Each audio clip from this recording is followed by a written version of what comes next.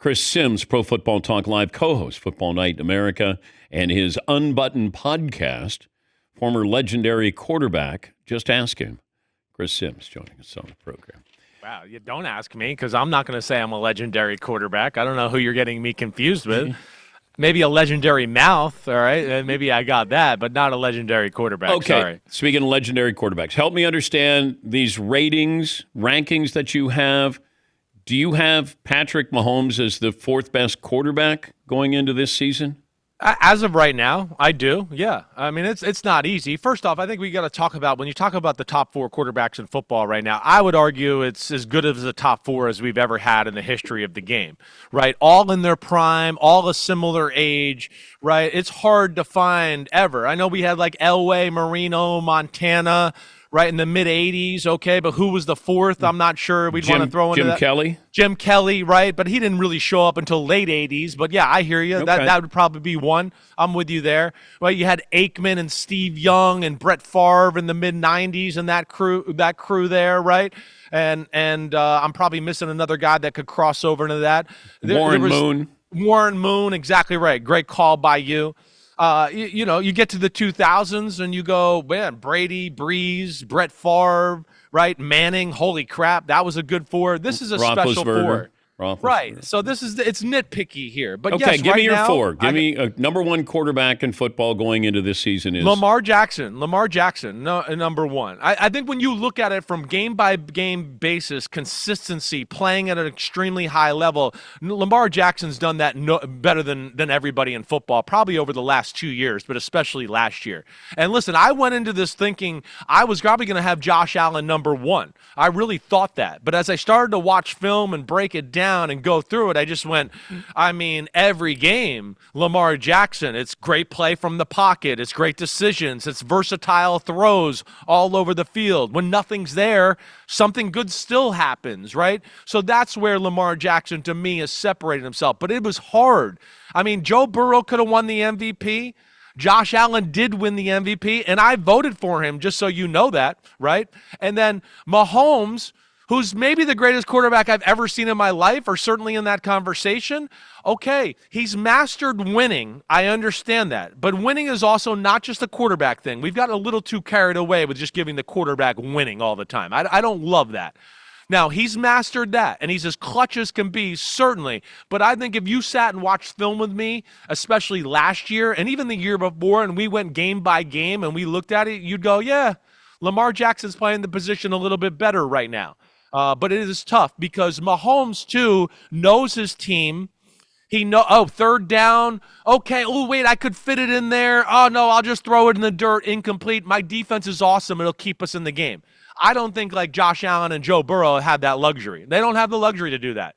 It's like, oh, no, if you don't complete that, the other team's going to get the ball and go down and score on you guys right now. So you got to make it happen. And so that's where it was really tough with the top four, Dan. And damn, I still can't believe I got Mahomes number four either. I'm shocked by it. Chris Sims, Pro Football Talk Live co-host with Mike Florio, precedes this show Monday through Friday. We have tiers of pressure, so levels of pressure. And level one, we had Ravens on there, had the Bills on there. Anybody else, any other team or player that you would like to put on that list? Are the Lions on that tier one, level one pressure? I don't know if I'm going to put it there. Their expectations are high, but I think it's a little different than maybe some of the ones you just talked about. I think Miami Dolphins have some pressure. I do. You know, there's a lot of talk about they can never win tough physical games. Are they gritty enough? All of that, right? Well, the coach is under pressure. The coach is under pressure. I feel like Tua's under pressure but too. He's still got that contract. He's got that contract. No, I know, but at some point you got to start putting it up. But I think that would be just another team I would throw in that conversation. Okay. Right. The Steelers, I think, probably get in that conversation now, especially with Aaron Rodgers, because the coach, the quarterback, they haven't won a playoff game in who knows how long. I'd throw them in there with it. Dak Prescott would probably be the guy I would put in and say, I don't think there's more pressure than anybody in football than Dak Prescott, in my opinion. You're the highest paid quarterback in the league. I don't think you're one of the top 10 quarterbacks in football. I don't think a lot of people would think you're a top 10 quarterback in football, right? They haven't had playoff results there or anything as well. So I look at Dak Prescott to be one of the guys I would say is under maybe the most pressure out of anybody in football. Wow. Yeah, but the over-under is 7.5 wins. There's no expectations on them. I get it, but that's what I don't understand is like sometimes quarterbacks get expectations about who you are and what you are, and you got to carry the team. And here we go, the highest paid guy, and we're just like, we don't expect anything from you, and that doesn't make sense, not to me at least. And I do think the team is a little more talented than the public is giving it credit for. I do. I look at them, and I think they're one of those teams that could be a surprise playoff team. There's not a whole lot of weakness with their roster, but again, the play has not been stellar. The results have not been stellar. The most stellar thing the last few years has been the amount of zeros on his contract, and I think you got to start justifying some of that too. Trevor Lawrence, I'd throw in that book there too, Dan. Yeah, I was going to put him second level. I would put Jordan Love in there at second level pressure. Yeah, I hear you. I'd put JJ McCarthy in there. There's pressure because this is a team that was great. Your quarterback is gone, and they passed on Aaron Rodgers. You got the best receiver in football. You got a great head coach. So we want to see. We want to see what JJ McCarthy's all about. Right. I think so, too. I'm with you there, too. A ton of pressure on him. I think that's why they flirted with Aaron Rodgers a little bit early in the offseason because of all the things you're talking about. They're looking at it going, I think we're kind of in the Super Bowl window. And I'd go, yeah, I agree. The team itself, when you take the other 52 guys, you go, oh, damn, the Vikings are good, and they made themselves better this offseason. But the quarterback is the question mark, right? And we'll see. I think they like him. He fits, I think, what they and how they want to play there. He has played pro-style football, right? Playing in Michigan where it's Jim Harbaugh, and you might go 8 plays in a row where you don't throw the ball, and then all of a sudden it's like, hey, you got to make a big throw for us. We didn't get you in rhythm, but now throw a bullseye 25 yards down the field. He did that consistently, but I'm with you. There is a lot of pressure on him. What are the Steelers getting on the field with Aaron Rodgers? They're getting something better than I thought I was going to see. Getting back to my quarterback rankings and a little bit with Rodgers, he was one of my pleasant surprises when I went back and watched. I think at the second half of the year, when he finally accepted who he was and what he was capable of, I thought more times than not, the games are pretty damn good. I think once he realized he can't move around, he's not going to be able to make magic happen anymore. Those days are done. You're confined to the pocket. Right? And within that, stayed in the pocket last year and was aggressive throwing the ball down the field late in the year. That, to me, was the encouraging thing because that's been my number one knock on him the last 3 or 4 years. Not aggressive enough, not playing to win, playing more to not to lose instead of going to get the game and winning it and taking it by the reins.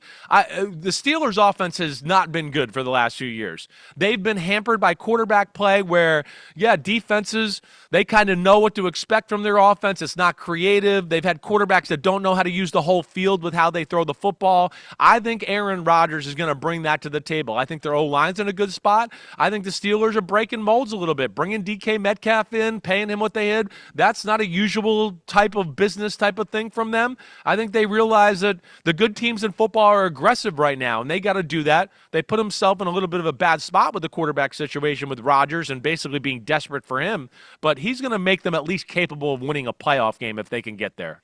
I think Joe Burrow's going to shoulder a little extra pressure because he went out on a limb. He went to management. He said, I got to have these guys. Now, he didn't get Trey Hendrickson, at least not yet. But, the Bengals' reputation kind of precedes them. Yeah.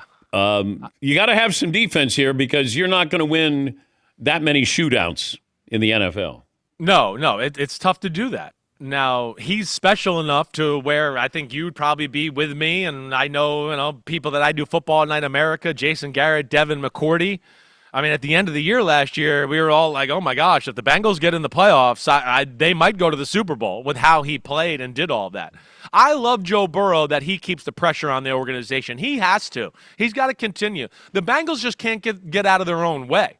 I mean, they messed up last offseason, and here they are trying to mess it all up once again. And it's incredible. They're in a window with the best player they've had in their franchise history. Joe Burrow is by far the biggest thing that's ever happened to the Cincinnati Bengals. And that's not taking anything away from awesome Boomer Esiason and everybody else that's been there. But Burrow, as you know, is a superstar. He's an international superstar. He's one of the best quarterbacks in football. It's not even close. And I love the comments he made about Trey Hendrickson. I hope he continues to say things like that. Them doing what they're doing with Trey Hendrickson, what they're doing with their first-round pick, Shamar Stewart, who's a raw freak of nature athlete who would benefit from learning from Trey Hendrickson and getting his game because they're going to need him to play right away. They're hurting both players right now by screwing up the Shamar Stewart contract situation and not having him out there and the Trey Hendrickson one. I just don't understand it. Your alma mater, Texas, of course, has Arch Manning there. And I'm wondering, the Saints right now, DraftKings has them as the team with the second fewest wins this upcoming season. Yeah. Let's say they have the worst record in football. They're on the clock, and Arch Manning, that's his hometown team. And do you think that would be enough for him to leave when it felt like he was going to probably be there for 2 years at Texas? I don't know. Yeah, they're a smart family. They're not going to chase pipe dreams. We know that. Even though it'd be really cool to say, man, Archie Manning's playing quarterback for the same team as the other Archie Manning played for, his grandfather. That would be amazing. But I think they're into their education, the Manning family. They're into making sure we get enough reps at the college level to make sure when we get to the NFL, we're ready to go. So I don't think they'll be rushed by any type of scenario, right? If they feel like Arch is really ready and he's polished and ready to go, then I'm sure they'll send him out in the draft. But if they're like, hey, you only get to go to college once, there's a few things you need to work on here, you want to win a national championship, I expect him to be there 2 years. I do. And I'm expecting big things from him, but I do love him, and I think he's in that conversation of what you're talking about, one of the top quarterbacks in football this year, along with that Nussmeier kid at LSU. I look at him and go, man, I think he's got some talent as well. It'll be interesting to see how it all shakes out. In 2 years, will Arch Manning be the first quarterback taken? I would say so. Yes. That's where I expect him to stay this year, get the experience. Texas dominates college football, right? And hopefully he comes back and we dominate football one more time on top of that. And we just remind everybody who the Longhorns are. Where are you on the all-time list for touchdown passes at Texas? Man, I want to say I'm top 5. Quinn Ewers, I think, just passed me up in some ways or whatever. Major Applewhite number 1 on that list? I don't know if he's number 1, but I think he's a little above me as far as touchdowns are concerned. Yeah, yes, Paulie. I think so. Number 5 is Chris Sims with 58. Number 4 is Major Applewhite with 60. Quinn Ewers, 68 in the third spot. Sam Erlinger, 94 touchdown passes. Yeah, all those I think if you took my rushing touchdowns, I'd probably pass up Major Applewhite. Colt McCoy, 112. Oh, yeah, that's right. Colt McCoy. Well, what did Vince Young have? What did he have? I mean, only it seemed 44. Like he had 100. Yeah. Damn, I felt like he had 100 touchdowns just in that one season. Holy crap! Against USC. Exactly right. But yeah, it's one of the, hey, listen, I'm proud of my time at Texas. We didn't win a national championship, but we had a good run, and that was a damn good team we were on. And you got paid, and you showed up in a limo the first day. Yeah, and you're a jerk, and that's not exactly how it went down. Did you show up in a limo? No, I did not. I showed up in a bus that said limo bus, okay? But it was a bus, all right? So was it a party bus?